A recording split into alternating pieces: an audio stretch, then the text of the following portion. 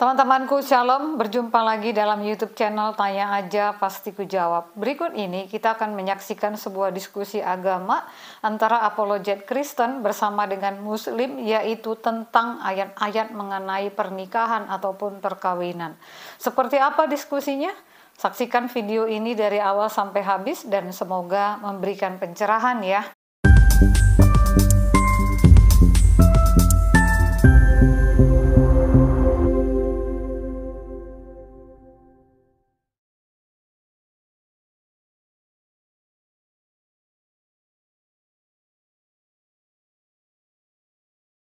Jangan nyuruh-nyuruh login, Pak. Ya, Oke. kenapa? Ya. Karena kami ini masih punya otak, ya, masih mikir. Kami nggak akan mungkin percaya sama omongan laki-laki Arab yang menggauli budaknya di ranjang istrinya sendiri, nggak ada perasaan. Yang mukanya asam sama orang buta, males. Ya ngapain kami login? Beban mental kami berat banget, Pak. Nanti kami dihina di sana sini. Kok bisa kau percaya, Agatha, sama nabi yang kayak begituan? Iya. Masa kami mau percaya pada ajaran yang mengarahkan kita masuk penjara? Boleh pukul istri, boleh bunuh istri, boleh Berperang. kawini bocil, jadi pedofil. Ananfal itu dulu. Loh, iya, janganlah begitu, Pak Kang. Kamu ini bukan apa namanya? Bukan membantu orang untuk selamat, tapi kamu mengarahkan orang untuk jadi penjahat, Pak Kang Firman. Nggak boleh gitulah. Jangan ya. Jangan menjerumuskan orang. Silakan, Pak. Silakan, Pak. Kang Firman, dibuka mute-nya. Kami masih waras. Kami belum mau ke Al-Maidah 71. Maryam 71. Oh, AFK dulu 3 menit ya ini. Oke. Datang Oke, teman ini. siap. Bisa kan, sebelumnya saya mohon jangan selalu menghina-hina agama lain. Kita nggak pernah menghina. Loh, Bahkan siapa menghina Tuhan Pak? kalian. Bentar, siapa menghina? Menghujat, lihat. Loh, siapa yang menghujat? Apa hujatan saya? Nyebut si Muhammad dah sini. Wah, itu. Loh, memang nyebut si Muhammad emang menghujat? Ya, maksudnya kan Nabi kami itu menghina loh itu. Loh, kok menghina, kurang beradab. Pak? Coba baca At-Tahrim. Kami umat Islam itu sangat menghormati. Pak, kok menghina? Coba baca Abasa, memang nabimu mukanya asam. Loh, masa kau bilang Quran menghina nabi? Jangan gitu dong, Pak. Baca At-Tahrim ayat 1 sampai 5. Loh, itu Quran dengan tafsirnya, dengan asbabul nuzulnya. Kok dibilang Anda tahu menghina apa? sih? Orang kafir tahu apa? Coba kau baca Abasa. Ini surah Abasa. Al-Maidah. Udah Al-Maidah aja dulu nih. Tadi yang mau ditanyakan apa? Jawab. Kamu harus bertanggung jawab. Udah, ini aja dulu. Ini aja dulu, fokus ini aja dulu. Dengar, Pak. Nanti kalau ada room yang lain saya jelaskan. Dengar ya, Pak. Kamu jangan memfitnah saya dengan mengatakan saya menghujat nabimu, menghina nabimu. Itu Qur'anmu sendiri. Kau baca dong, Pak. Abasa ayat 1 sampai 3. Muka nabimu memang asam. Allahmu yang bilang. Loh, bukan saya. Janganlah gitu, Pak. Loh, yang bilang itu data palsu, hadis palsu, itu Quran ya, teman-teman. Kalian baca Abasa ayat 1 sampai 3. Itu benar-benar muka nabimu asam. Bukan saya yang bilang. Quran At-Tahrim ayat 1 sampai 5. Kau baca itu. Asbabul nuzulnya. Turun ayat. Karena apa? Nabi kau menggauli budak di ranjang bininya.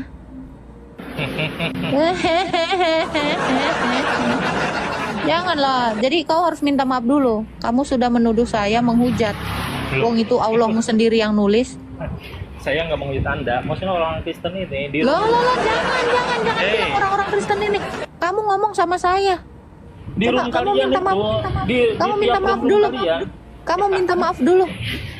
Nggak perlu. Loh, kamu sudah memfitnah saya. Quranmu bilang memfitnah lebih kejam daripada membun-bun.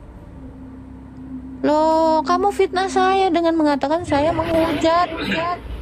Saya tidak menyebut nama loh.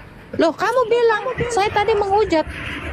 Kalian ini suka menghujat. Dari mana saya menghujat? Buktiin dong. Kristen yang di Gak usah room kemana-mana kalian di itu. sini. Kamu ngomong di sini di room saya. Jangan lari-lari kau.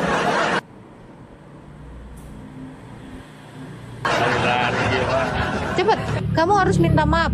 Open cam, minta maaf kamu. Kamu memfitnah saya. Loh. Sorry ya.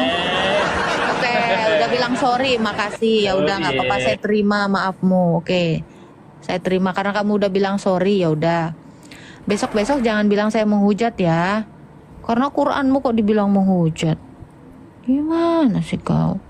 Dan gitu dong, minimal kamu itu baca Quranmu, ngata-ngatain kafir tahu apa?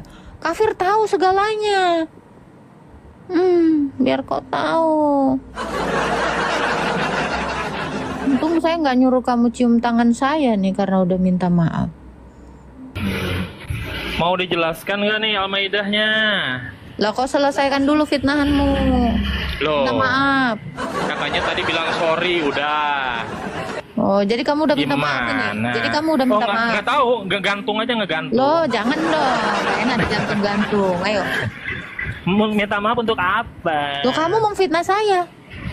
Saya tidak menyebut nama Anda loh. Loh, kamu memfitnah di room saya. Loh, saya bilang kalian Loh, itu kamu di bilang room tadi kalian. kan ini, orang kafir ini ya suka banget menghujat. Loh, saya orang kafir loh. Saya termasuk di dalamnya. Saya ini adalah kafir laknatullah.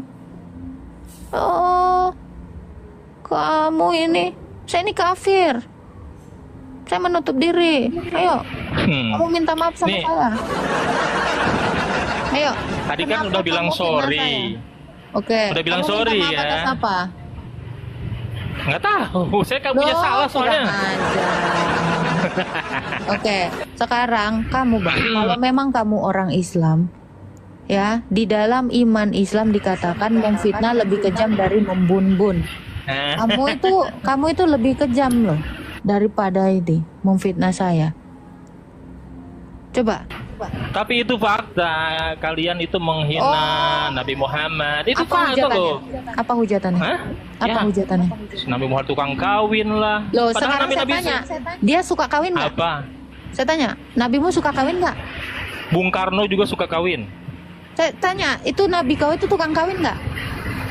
Menikah ya, Ya iya, dia kawin nggak? menikah ya. Dia menggauli budak nggak? Lah, dulu kan boleh. Oh, dia Nabi-nabi menggauli nabi-nabi bocil nggak? sebelumnya juga boleh loh. Berarti boleh. Memang tukang kawin. Loh, kenapa kamu ini mendustai? Oh, gimana sih? Coba, Nabi-nabi saya tanya terdahulu kamu. juga sama. Saya tanya kamu ini kan Ya. Islam, betul? Kamu ini kan Islam. Ya. Nah, diperbolehkan berapa bininya? Untuk sekarang 4. Dulu? Oh, tanya nabi-nabi sebelumnya juga sama. Berapa? Itu sebelum turun ayat. Di mana? itu. Di mana ayatnya? Di mana? Di mana ayatnya? Kalau 4, Di An-Nisa kenapa? itu Sekarang boleh saya tanya. 4. Kalau Allah mau nyuruh batasnya 4, kenapa nabimu 13? Itu sebelum turun ayat yang 4, bro. Oke, sebelum turun ayat, mana dalilnya boleh menikahi banyak? Di mana? Sebelum turun ayat, di mana dalilnya boleh menikahi lebih dari 4? Mana? Mana dalilnya? Di mana dalilnya? Sebelum turun ayat, boleh menikahi lebih dari 4. Nggak ada dalilnya, Lah, nggak ada batasan. Kacau kamu. Oh, kenapa kamu seperti itu? Jadi jangan Belum jadi ada tukang kawin. ayat larangan lebih dari 4, belum ada. Nabi-nabi kalau nggak terdahulu ada, juga lebih. Kalau nggak ada, kenapa kamu bilang dulu boleh? Siapa yang boleh? Mana dalilnya boleh? Mana dalilnya boleh? Menggauli lebih dari 4? Mana? Nggak ada. Menggauli. Sekarang Anda saya lihat tanya surat kamu, jadi apa fitnahan kami? Jangan kau lagi fitnah-fitnah kami. Kau bilang kami ini mikrofon saya kok di mute terus ya. ya, kamu Bang, jangan omong kosong ya Bang ya. Saya katakan ya, kamu di sini jangan Di mute pahlawan data. terus. Bahkan saya bisa nurunin kamu, Saya jangan dinaik. mute. Iya, Coba. saya dinaikin. Iya, ngadu aja sama Allah sana. Bisa apa Allah? Coba, bisa apa Allah? Bisa nggak dia? Ah. Ngadu sama Allah sana. Nah, ngadu. Gituan. Gimana sih? Besok-besok jangan bilang kami ini menghujat, jangan bilang kami ini menista. Wong itu dalil kok. Ya. Makanya kalau malu punya nabi kayak gitu, ya jangan mau bernabi kan begitu. Oh, kami aja orangnya mikir.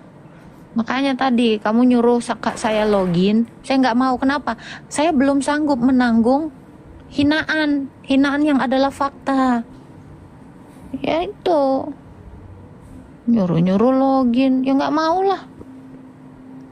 Malu banget, siap-siap jadi pengacara gitu loh. Silakan Kak Sutini. Iya Kak, saya ingin dilanjut. tentang Nabi Muhammad memiliki banyak istri ya Kak ya. Karena di situ banyak alasan ya Kak, diantaranya menolong janda dan anak yatim, mempererat hubungan dengan kabilah Arab, memperluas kekuasaan Islam di Jazirah Arab. Oh, kawin untuk memperluas Bukan, maksudnya gini Kak. kekuasaan. Aduh.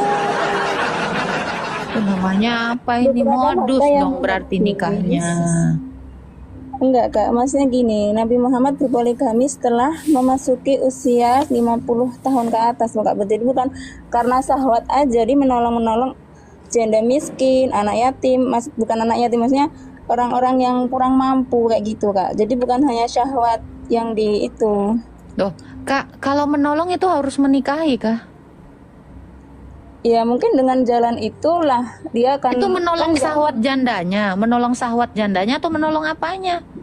Apa jandanya ini nggak tahan ini syahwatnya, makanya dinikahin? bukan itu maksudnya.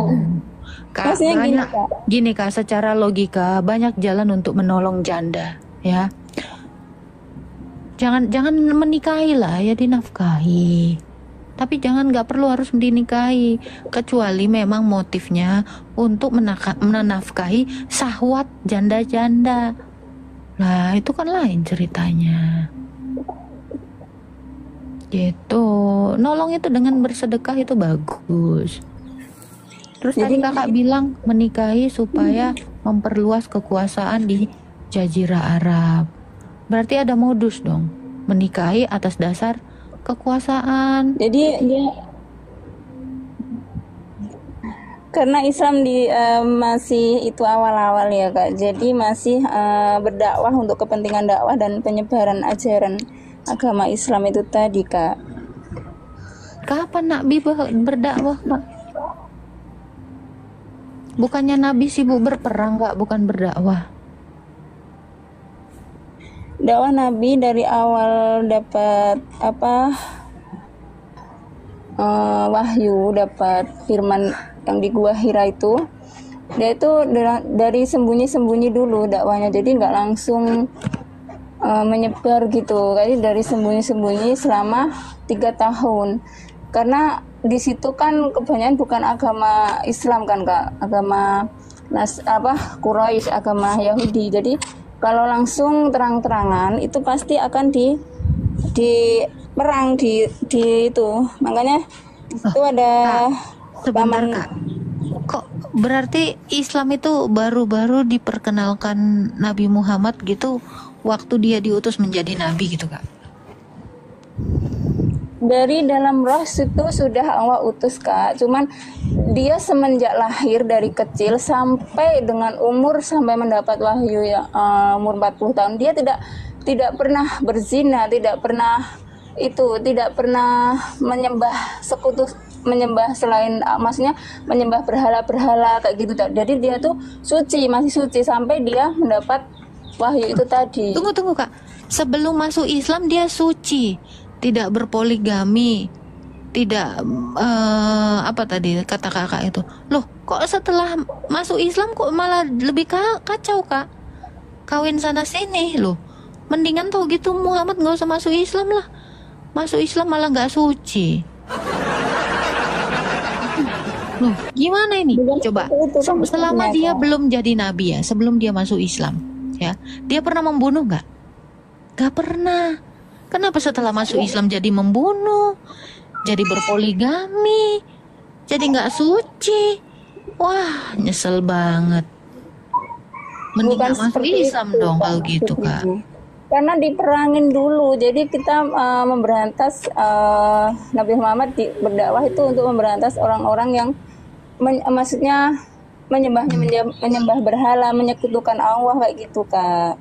Loh, kan Muhammad ini kan membawa sesembahan baru. Ya kan? Membawa sesembahan baru. Padahal sejak semula sesembahan di situ udah tahu kan Allah Hubal. Hubal itu adalah Allahnya orang-orang Quraisy, pagan Quraisy. Loh, kenapa dia bikin agama baru, bikin Tuhan baru, malah dia itu memerangi orang-orang yang memang sudah sejak semula ada di situ, Kak. Kan di situ ceritanya nih ya, Islam itu minoritas tuh di bawah si Muhammad gitu. Kok berani-beraninya dia memerangi mayoritas gitu loh.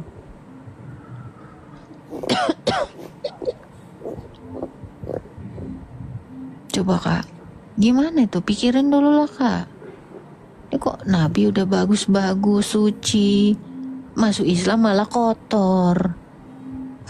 Enggak, sebenarnya orang-orang yang agama yang menyembah berhala itu tadi, dia ingin tidak menerima dengan ajaran Islam itu tadi, Kak. Kalau Islam memang sudah dari dulu, dari zaman Nabi Ibrahim tuh sudah. Oh, justru kalau zaman dari zaman dulu kenapa agama sebelum ada Islam itu adalah pagan Quraisy. Nah ini sebenarnya saya mau masuk ke sini. Makanya klaim kalian mengatakan Ibrahim agama Islam itu mustahil. Wong Islam baru diperkenalkan Muhammad. Secara logika Kak, ya kan? Secara logika pasti nggak ada agama Islam. Soalnya yang terdahulu adalah pagan Quraisy di Jazirah Arab. Jadi di sini kan udah selesai ya, bahwa Islam itu memang baru diperkenalkan oleh Muhammad. Bahkan dia menyebarkannya dengan cara apa? Berperang, dengan cara kawin. Itu menyebarkan agama Islam. Jadi besok-besok jangan bilang Ibrahim itu Islam, Fir'aun Islam, Isa Islam. Wong Islamnya baru. Itu Kak. Nah itu tadi kan Muhammad itu adalah nabi terakhir Kak, dan itu diakui oleh pendeta yang namanya Buhaira sendiri loh Kak. Buhaira itu siapa? Pendeta siapa? Pendeta apa? Saya kurang tahu itu pendeta Nasrani atau Buddha, saya nggak tahu ya Kak. Tapi kalau Buhairo adalah pendeta Nasrani, harusnya Muhammad masuk Nasrani bukan masuk Islam. Masa iya Kak, agama lain mengkonfirmasi agama baru Kak? Logikanya gini kan, Kristen membenarkan agama Islam, ini kan kacau Kak. Masa yang nggak agama Islam membenarkan orang Islam? Nah ini logikanya di mana? Ya, ini kan kacau balau. Bisa-bisanya pendeta Nasrani yang memvalidasi, yang mengkonfirmasi ajaran Islam yang baru. Ini lebih kocak Kak. Jadi ibarat kata orang Kristen, iya Islam adalah agama yang benar. Oh iya, mustahil, gila itu. Itu kekacauan berpikir itu, cacat logika, cacat banget itu. Ya, jadi bohong kalau Muhammad itu dikatakan nabi oleh yang agama lain. Coba Kakak pikir. Ini jelas-jelas ya. Pendeta itu bohong enggak Kak? Lo pendeta itu siapa? Pendeta itu aja nggak jelas riwayatnya. Orang mana? Hah? Kan kacau Kak. Ya jelas bohong lah itu pendeta. Masa pendeta membenarkan nabi? Kak, di mana-mana yang mengkonfirmasi nabi itu adalah Allah dan nabi-nabi sebelumnya. Masa pendeta Kak? Nanti ada lagi nabi lagi muncul ya kan, nabi gadungan. Terus pendeta lagi mengiyakan. Lah kalau kayak gini nih kan kacau Kak. Karena Buhaira itu sangat terkenal keilmuannya ya Kak, membuat Abu Thalib mudah sekali percaya perkataan. Hingga Buhaira pun berpesan kepada Abu Thalib untuk menjaga Muhammad. Kan waktu itu diajak ke suatu tempat, jadi Nabi Muhammad tuh dinaungin suatu awan kayak gitu. Jadi disitulah pendeta Buhaira itu mengakui bahwa dia adalah nabi terakhir kan gitu Kak. Itu datanya di mana Kak? Coba saya mau tahu. Dinaungi awan, lantas dia nabi gitu. Tanda nabinya itu dinaungi awan. Ya, ada tanda nabi di bekas bekam persis di tempat yang diketahuinya. Itu Kak, Jadi kalau pendeta itu cerita bukan pendeta sembarangan. kalau cerita ini Kak, Sun Goku itu juga dia naik di awan itu Kak. Itu apa nabi juga itu Kak? Sun Goku. Beda Kak. Ini dulu loh Kak, itu Kak Sunggokang Kak, saya tahu itu Kak. Ya iya, itu kan katanya dinaungi awan. Loh, ketimbang dinaungi awan nanti saya juga bertudungkan awan dan saya dibilang nabi. Yang ini kacau Kak. Nabi itu nggak kayak gitu Kak. Nabi itu harus dia dipenuhi oleh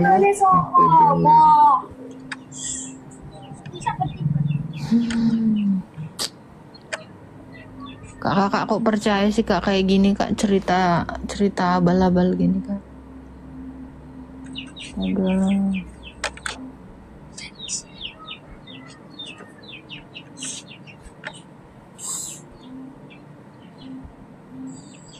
Tuh yang di bawah dibilang ada awan Kimton itu.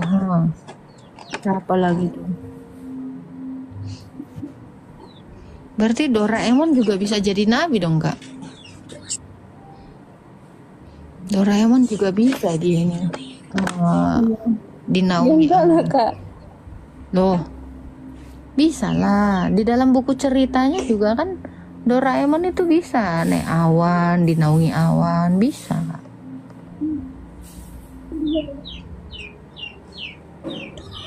Nggak toh?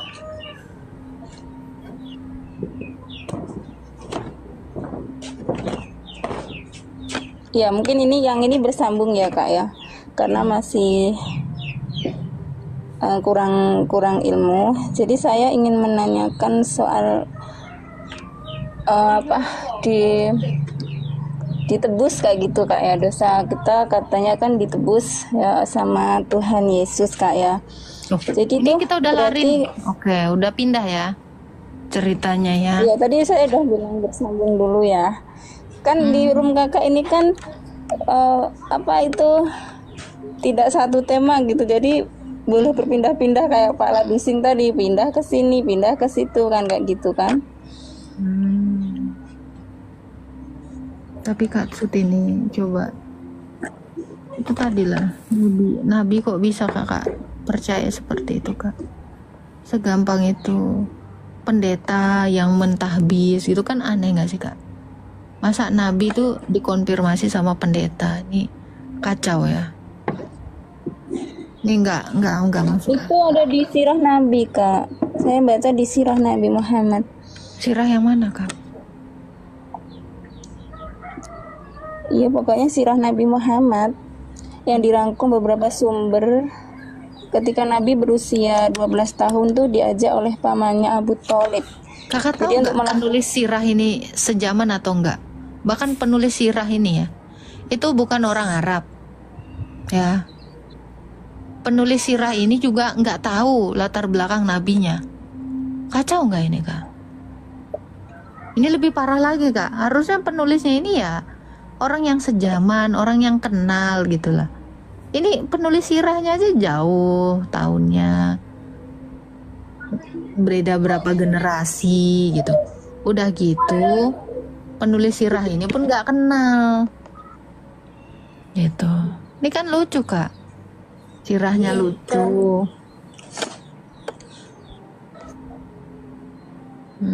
Gimana itu Kak?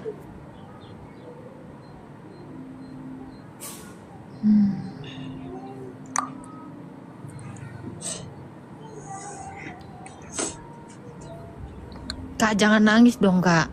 Astaga. Tidak Kak, ngapain nangis? Lah itu, aku kira Kakak nangis tadi Kak. Astaga. Ini tadi anak saya ini yang sana. Aku kira. Anak saya itu ganggu aja. Oh iya. Tidak Kak. Aku kira Kakak nangis. Astaga. Maaf ya. Kayaknya Bu Suti ini menangis. Bu Suti ini kayaknya menangis ini. Tidak Pak Labising. Pak Ladusing mungkin tahu tentang pendeta Buhaira, Pak Ladusing.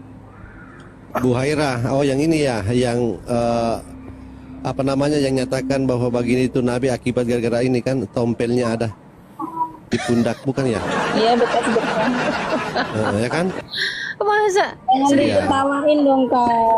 Di sini Iya. mau bentar, menjelaskan. masa Bu Haira, oh gara-gara ada Iya. tompel terus dikonfirmasi nabi. Iya, iya. Akbar. Bukan itu, Jadi- Kak. jadi nabi Dinaungin awan, Kak.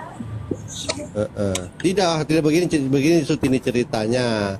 Baginda kan dulu apa namanya, semacam suka berdagang kan, dia temani orang berdagang. Dalam kelompok Iya. dagang itu, dalam kelompok dagang itu, si Buhaira ini cari orang yang punya tanda-tanda kenabian itu. Makanya dia lihat, ketika dia lihat baginda, dia ini kan, dia lihat ada tompel di belakang di pundaknya itu. Dia kata, ini katanya, ini adalah tanda-tanda kenabian menurut kitabnya Buhaira. Nah, kayak saya biasa penasaran ketika saya diskusi sama para ustadz, saya sering tanyakan begini, Bu Siti ini. Sebenarnya ini Buhaira ini agamanya apa, kitabnya apa? Kok dia bilang bahwa tanda kenabian itu yang ditulis di kitabnya itu adalah tompel di pundak sebelah kanan, tidak salah ya? Nah Itu. itu aneh kan Pak Ladu. Buhaira itu ya, Buhaira itu kalau dia pendeta apa, kitabnya apa? Karena kalau kita baca di Taurat, Zabur dan Injil, tidak ada ciri-ciri kenabian itu. Berdasarkan tompel itu, tidak ada. Katanya diikuti awan. Tidak diikuti awan. Kalau seandainya diikuti awan, paham Allah. Kalau seandainya diikuti awan, pasti Buhaira itu langsung Bahunya ada menunjuk. tonjolan. Ya, benjolan sebesar burung ini ya, apa, telur burung puyuh kan. Kalau seandainya diikuti awan bagindamu, pasti dia langsung menunjuk. Nggak perlu dia melihat lagi yang tompel itu. Mana ada tompel? Iya, yang itu benjolan itu, yang tumor kan, tumor Kok sebesar telur burung puyuh. bukan tumor. Ada aja. Fitnah aja kau ya. Oke, sekarang saya tanya Pak hamba Allah. Ini Buhaira ini, dia ini beragama apa? Katolik. Oh, Katolik, oke. Sekarang saya mau tanya lagi. Apakah dalam kitabnya apakah dalam kitabnya orang Katolik itu ada menulis ciri-ciri kenabian berdasarkan tumor itu? Enggak ada. Tidak ada, paham Allah. Jadi Buhaira ini bukan, pasti saya bisa Katolik pastikan bahwa ini bukan Kristen. Pak Ladu, masa orang Katolik ngangkat nabi? Ngeri. Iya. Saya bisa pastikan kalau dia seorang Katolik, pasti kitabnya tidak akan ada itu bilang tanda kenabian itu berupa benjolan tumor sebesar burung ini, telur burung puyuh. Nggak ada. Dia pasti Itu bukan bukan, Kristen itu. itu bekas bekam, Pak, bukan benjolan. Berarti kalau sampai kami ini malam, sampai kami ini sore ini, ya, nabi. selama 3 hari saya bisa jadi nabi dong. Karena kan bekas bekam itu kan kadang hilang dalam waktu 3 hari, bahkan kadang Gampang banget seminggu. jadi nabi ya. Iya, saya bisa pastikan bahwa apa namanya, Buhaira ini bukan Kristen, bukan Katolik pasti, karena kitabnya saya sudah baca semua, tidak ada. Nasrani itu, Pak. Oke, kitabnya apa?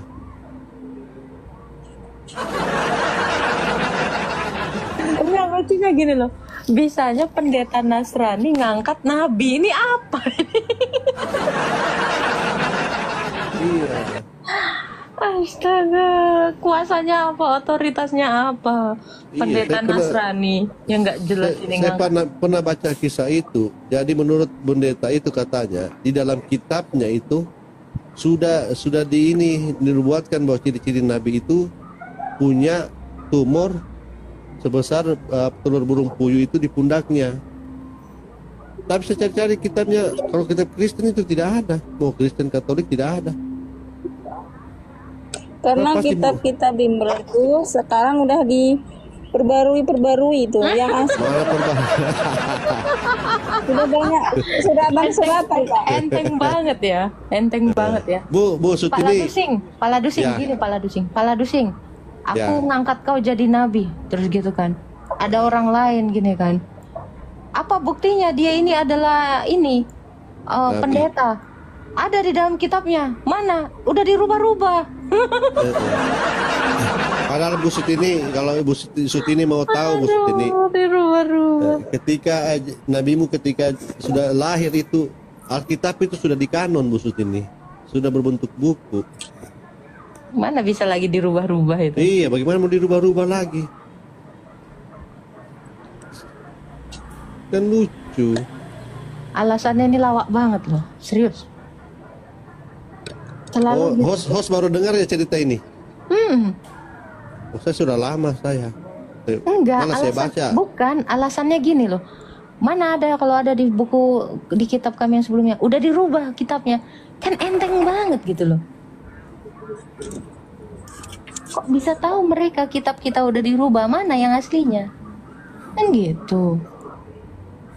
Koplak loh. Selalu tuduhannya tuh kitab kalian diubah-ubah. Apa yang diubah juga mereka tidak tahu. Gak ada untungnya, mereka aja nggak tahu apa-apa. Memang dirubah lah. Apa buktinya dirubah? Coba, buktinya dirubah dari yang dulu sampai yang sekarang yang mana? Bibel di Indonesia sama Bibel di luar negeri beda-beda. Ya beda lah bahasanya.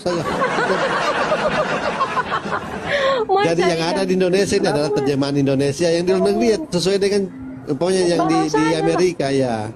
Terjemahan Itu beda Nggak lah. nggak ada pakai nama Allah. Kalian aja yang Iya. Karena itu ya. terjemahan dodol.